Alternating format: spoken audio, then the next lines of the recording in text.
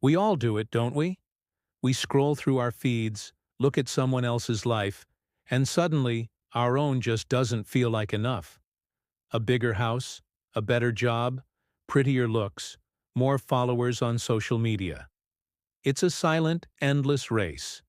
But what if I told you that the very people you compare yourself to are secretly comparing themselves to you? This crow's story might just open your eyes.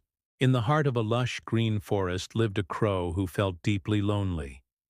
Every single day he'd stare at his own reflection in a puddle, look at his jet-black feathers, and sigh, "Why am I not beautiful?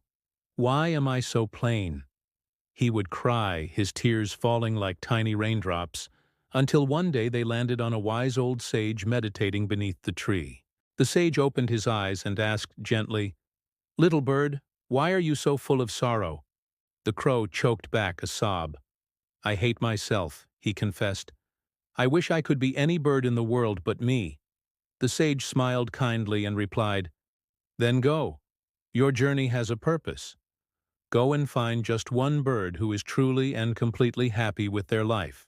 And so the crow took to the skies, embarking on a quest not just across the land, but for happiness itself. His first stop was a crystal-clear lake, where a magnificent swan glided, her feathers as pure and white as fresh snow.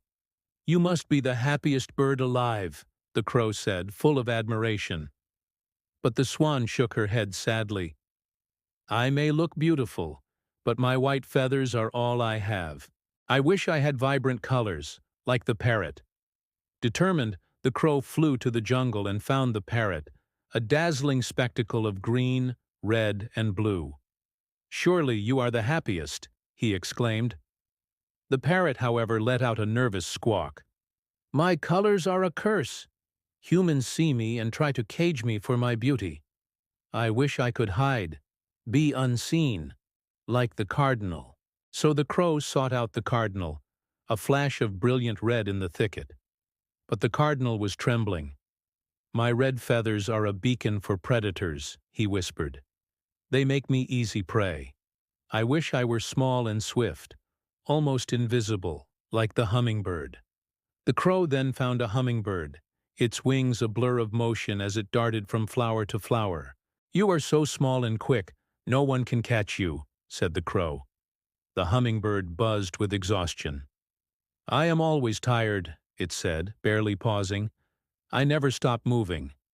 I wish I were strong and could soar high above it all, like the eagle." Following this trail of wishes, the crow flew to the highest mountain peak. There, a majestic eagle surveyed his kingdom.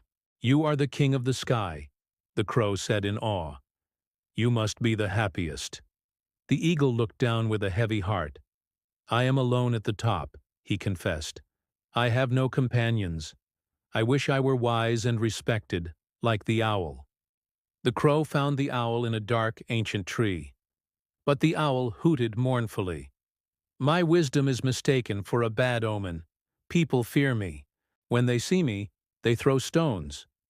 I wish I were simply beautiful, admired by all, like the peacock." At last, the crow flew to a grand garden where he found the peacock. His feathers shimmered like 1,000 jewels under the sun, a breathtaking display. This had to be it. "You," the crow said, his voice filled with certainty.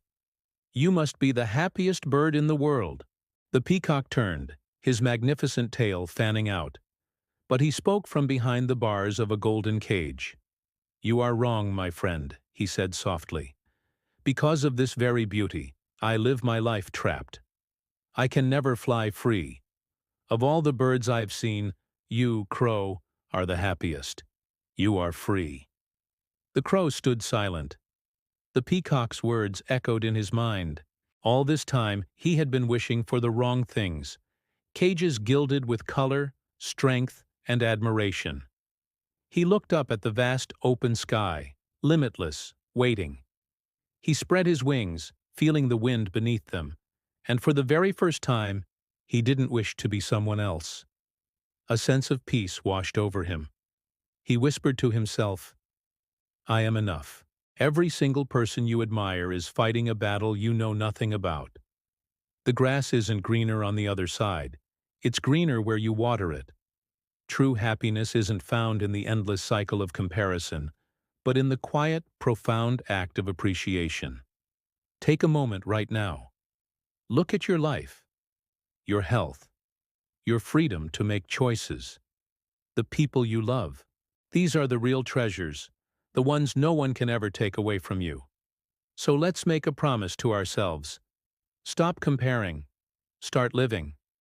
Thank you for joining me on this story. If this resonated with you, please give this video a like and subscribe for more stories that help light up our hearts, one at a time. Until next time.